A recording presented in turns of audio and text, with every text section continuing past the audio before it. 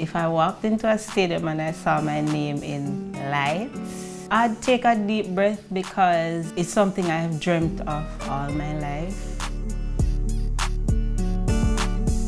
I'm from a small community in the parish of St. Thomas. You know, that is where I grew up with my twin sister. The fact that J-Lue is now a part of Digicel Rising Star 2019, it means everything to me and my family, especially for my mommy. She has been diagnosed with Alzheimer's. Your mother is the person that you look to for a certain type of guidance as a young female growing up.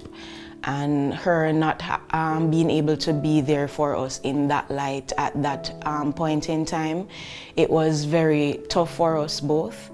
But we pulled through.